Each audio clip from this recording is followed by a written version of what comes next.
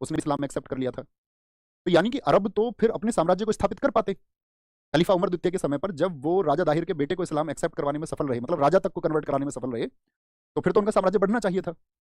लेकिन यहां पर कहते हैं कि जो कारण रहे, वो कारण क्या है कि अरब नहीं अपना साम्राज्य स्थापित कर पाए। उसका कारण था कि जो जितने भी कैलिफ्स थे, जितने भी खलीफा थे, वो सब दुर्व्यसन और विलासिता का शिकार हो गए।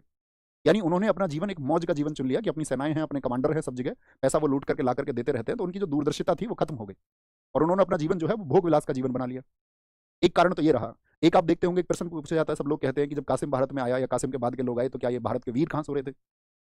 हमारे ऊपर एक कटाक्ष किया जाता है कि तब कहाँ गए थे ये नॉर्थ इंडिया के वीर, उत्तर भारत के वीर या भारत के वीर कहें, कि तब कहाँ सो गए थे सब लोग?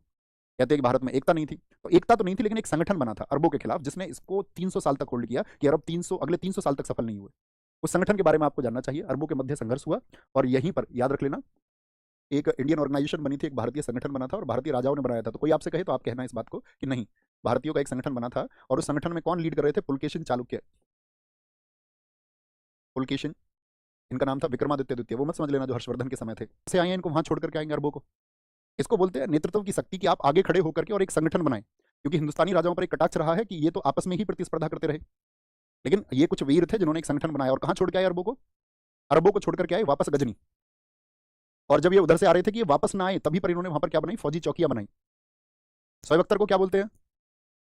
रावलपिंडी एक्सप्रेस। तो वो रावलपिंडी कहां पर है? पाकिस्तान में। पाकिस्तान एक भारत का हिस्सा हुआ करता था, जिस पर अरबों ने अपना, जब अरब सिंध में आए तो उस पर उन्होंने क्या कर लिया था? टेक ओवर कर लिया था उसको, रावलपिंडी को।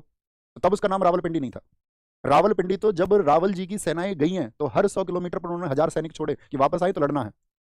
और यही वो संगठन है जिसने कितने वर्षों तक, याद रख लेना, आपसे पूछा अगले 300 वर्ष क्यों नहीं वो सफल हो पाए, तो इन्हीं के वंशज थे।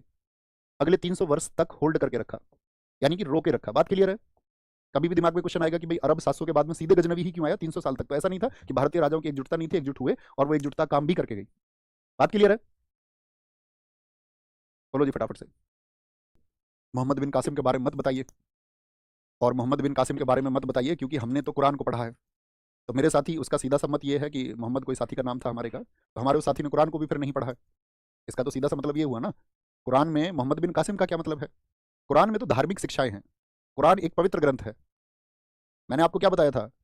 कुरान, आप जो लोग नहीं पढ़ते हैं वो उस पर टिप्पणी कर सकते हैं। कुरान कभी भी आपका कि भाई इस्लाम का प्रचार और प्रसार कट्टरता के माध्यम से हो, इसकी स्वीकार्यता नहीं देता है। ये तो बहुत सारे जो कमांडर्स हुए अपने, उन्होंने अपने निजी हित, अपने साम्राज्य को बढ़ाने के लिए, अपने धन को बढ़ाने के लिए, मिड एशिया में उनको वॉर लड़ना था, मध्य एशिया में, उसके लिए उनको पैसा चाहिए, तो भारत में उस तरह की कट्टरता उन्होंने अपनाई। जो सैनिक उनके साथ आए तो उन्होंने उनके साथ में जिहाद का नारा दिया ताकि ये लोग एक ऊर्जा के साथ में हमारे साथ लगे रहे। आपको सुनना और समझना है चीज़ों का, ऐसा नहीं कि कुछ भी माइंड सेट बना ले। तो मुझे इसका आंसर करें, सारे लोग सफल कि असफल, आप क्या कहेंगे? सारा सिनेरियो मैंने आपको समझाया।